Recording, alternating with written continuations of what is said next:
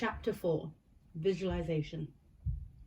When Oscar was 7 months old, he jumped up on a man on the street outside our house and dirtied his light grey suit.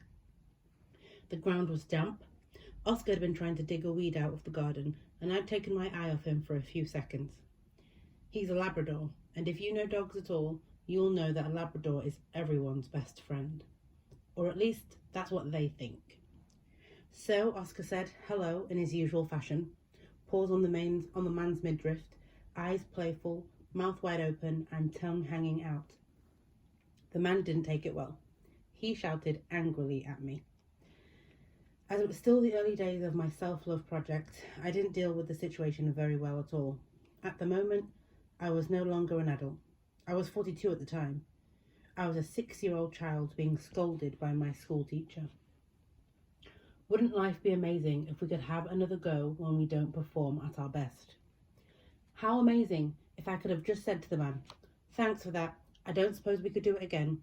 I don't think I stood up for myself very well there, so if you could just step back a wee bit, I'll get Oscar to jump on you again, and then if you give me a dressing gown like you did before, I'll see if I can act like a man this time.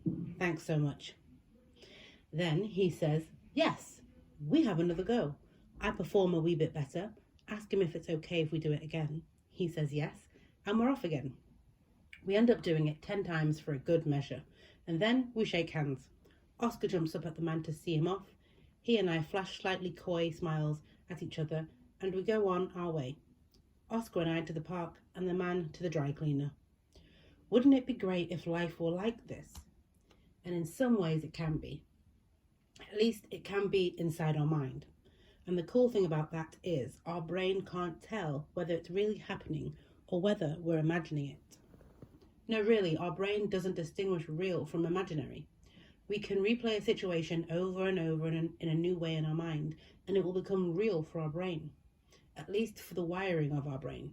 And that's the key thing. So if we imagine behaving as enough, our brain networks will change to reflect I am enough. There are 3 important things to remember about using this technique. Repetition, repetition, repetition. Okay, so there's really just one thing to remember. You have to do it over and over again. It's really much the same as going to the gym to get fit, to have a cardio workout, or to build muscle. No one ever became an Olympic champion after going to the gym just once. I've noticed that when people engage in self-help work, they're looking for the magic bullet, the one insight that will effortlessly change their life forever. But here's the thing, that insight is that change takes repetition. Change comes when we put insight into practice and do it consistently. That's what most people miss. It's the consistency that wires neural networks. Basically, consistent practice, physically or in our imagination, can wire networks of I am enough. And once the networks have built up, our enough thinking and behavior will become automatic. Our brain isn't hardwired. It's in a constant state of flux, responding moment by moment to our thoughts and movements, and what we learn and experience in life. Most people, professionals and some academics included, assume that the brain is hardwired. The popular attitude is why we get the idea that change is so difficult. As a university student in the late 80s and early 90s, I learned that in childhood, the brain was like dough, easy to mold, impressionable. But then sometime in our late teens, the dough went into the oven and came out like a thin crust. Everything was now set for life. You couldn't change it. The way you were just was the way that you were. This hardwired notion was actually abandoned nearly 20 years ago, although many still believe it, and that belief does make change quite difficult to effect. But the actual truth is that our brain is changing continually and will continue to change until we take our last breath, even if we live until we're over 100. It's called neuroplasticity or brain plasticity.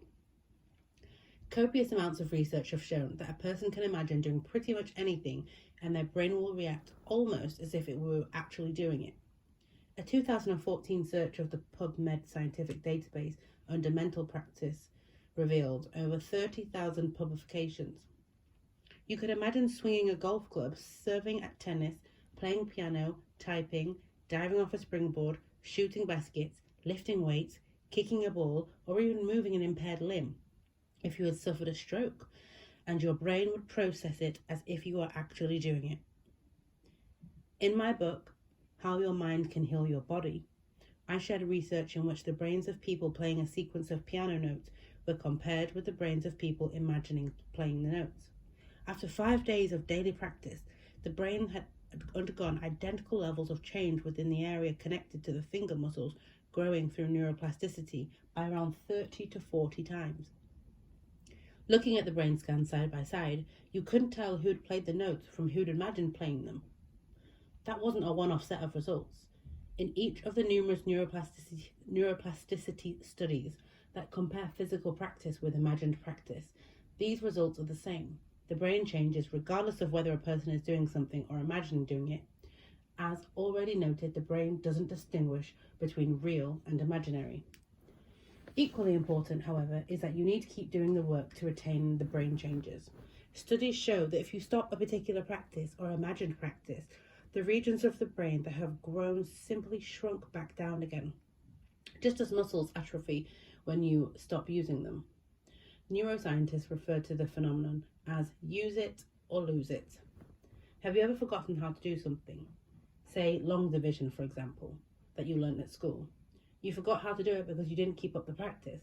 The brain networks you built up as you learned it at school simply shrank back down or disconnected. Through exactly the same process, you can actually forget how to have low self-worth. It may sound impossible to you right now, but as far as your brain is concerned, you simply need to stop practicing low self-worth and instead focus on consistently applying the principles and exercises in this book. As you do this, the old wiring will simply dissolve and any feelings of low self-worth will lose their grip on you. You will essentially forget how to have low self-love. Wondering whether it could actually be this simple, why not give it a try and see for yourself? Imagination can be so powerful. Top athletes have learned to appreciate how mental practice can boost their performance. I used to be an athletics coach and the team manager of one of the UK's largest athletic clubs. Once you're in the arena, you swiftly learn just how mental practice elite athletes do it. I did a corporate talk recently and I spoke after Sally Gunnell, who won the Olympic gold medal in the 400-meter hurdles at the 1992 Barcelona Olympics. She explained that about 70% of winning gold was mental. After failing to win the World Championship gold in 1991, she hired a sports psychologist. Soon, she was visualizing every day. She did lots of visualizations. She practiced running and hurdling in her mind. Importantly, she did a lot of practice on how she'd respond when something went against the plan. When someone overtook her, for instance, or when she had the thought that she wasn't going to win, or when she felt tired. These are the kinds of things that many people forgot to do with visualization. But they are just as important as seeing yourself being the best that you can be. Using visualization to improve life performance is exactly the same as using visualization to improve sport performance. You can use it to become an Olympic self-worth champion. I had to use it myself years ago in a difficult situation. This was exactly the first thing that was said to me when I started the first class in my new job as a maths lecturer. While writing my first book, I accepted 2 chemistry teaching jobs. One was at the University of Glasgow, where I taught in the Department of Adult and Continuing Education, and the other was at James Watt College of Further and Higher Education. After a few months in the latter, I was asked to teach a basic math class at a training centre outside the college. It was part of an engineering apprenticeship programme, a regional initiative to provide education and skills to young boys, some of who came from troubled backgrounds. I arrived at the centre and entered the class. The noise was deafening. The room was filled with 16-year-old boys, some of who had been expelled from school and some who were in regular trouble with the police, and most of whom had no desire whatsoever to learn maths. I tried to introduce myself, but I was barely heard above the din. I clapped my hands a few times to get attention. 1 or 2 boys looked at me, offering me a glimmer of hope. I couldn't think of anything else to do except start the class, so I did. My first words were, "We're going to cover decimals this afternoon." That's when I obtained the advice about what I could do with my decimals, calmly offered by a menacing boy at the front. They say you can smell fear. The next hour or so was a disaster. I stuttered and stammered, apologised when someone didn't understand me, and got through about 5% of what I'd intended. I wanted to run out of the class, and in the end, I kind of did. I ended the class 45 minutes early and told the boys that as they'd done so well in their first class, I was giving them extra time off. I got into my car, drove out of the town, found the nearest quiet place, pulled over, and burst into tears. I was terrified at the thought of going back into the class the following week. The next day, I went straight to Fiona, the department head, to tell her that I was not teaching that class again. If she had a problem with it, then I'd be resigning my post as a lecturer. Fiona wasn't in that day, so I explained what had happened to a colleague, Ian Anton. He burst out laughing. We'd all had that class, he explained. I was adamant that he hadn't.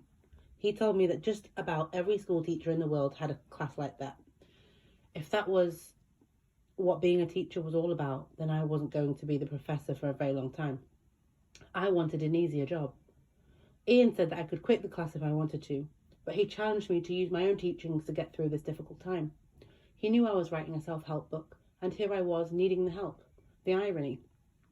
As Fiona would be in on Monday, he suggested that I spend the weekend working on my own self-development and see how I felt about the class afterwards. If I still felt the same, then Fiona would be able to find me a replacement.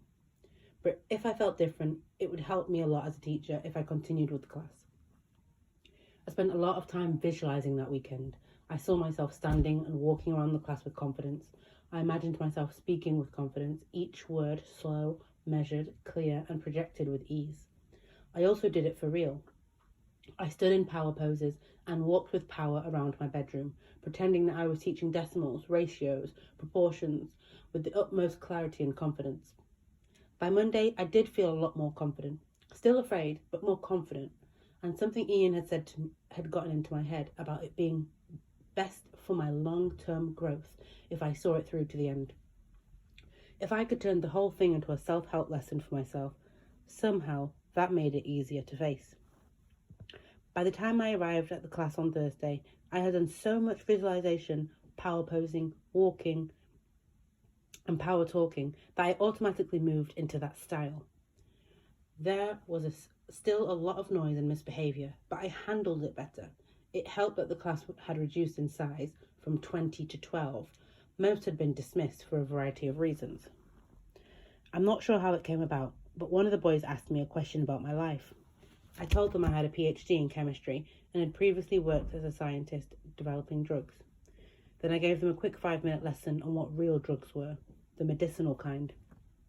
I explained that roots and leaves found in the rainforest seemed to help people's illnesses like cancer, and that the chemical was extracted and given to chemists like me, who made several versions of it, tweaking a few atoms here and there to see if any of them works better than the root or leaf itself. I gave them a few examples of the background of the kind of alterations we made and why we made them, and explained that one of these would eventually become the white pill that you got from the doctor. They were amazed. One asked me if I knew about space travel.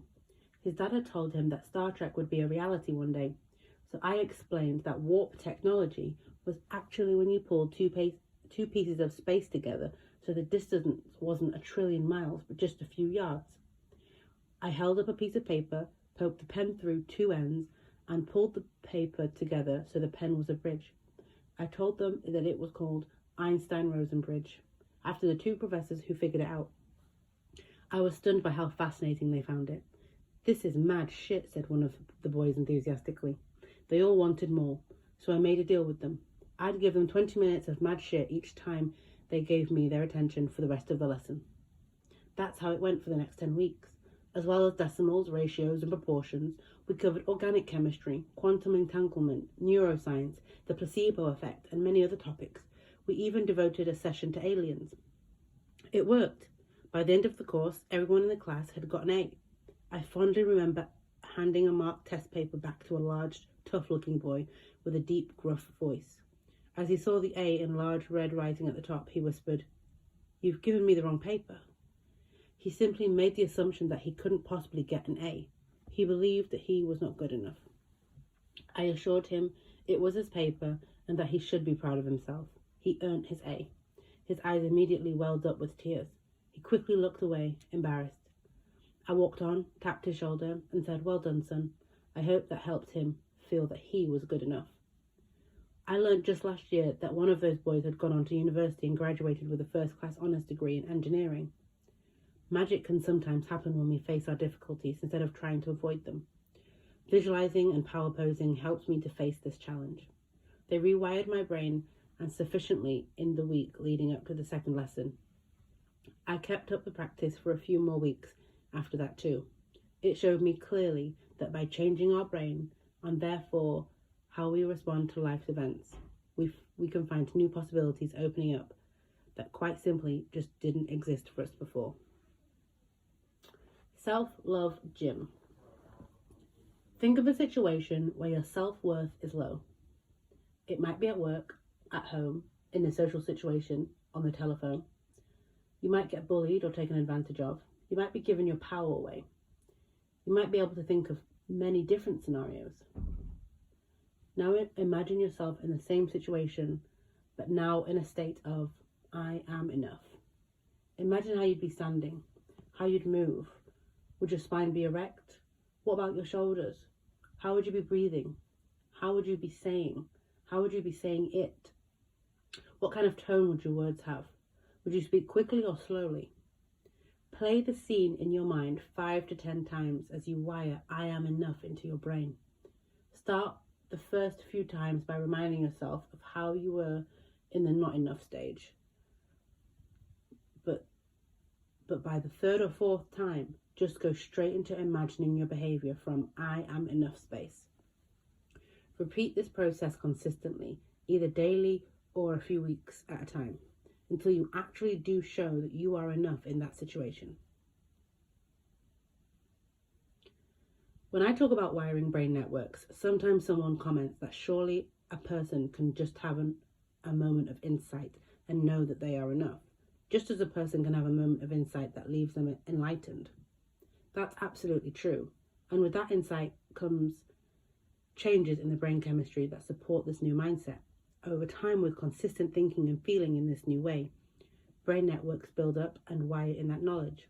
And once the brain networks are there, there's very little chance that you'll ever go back to that not enough stage of self-love. Ultimately, it only does take one thought. If that insight hasn't struck you yet, don't despair. Keep wiring I am enough and you'll make it stick. Repetition, repetition, repetition.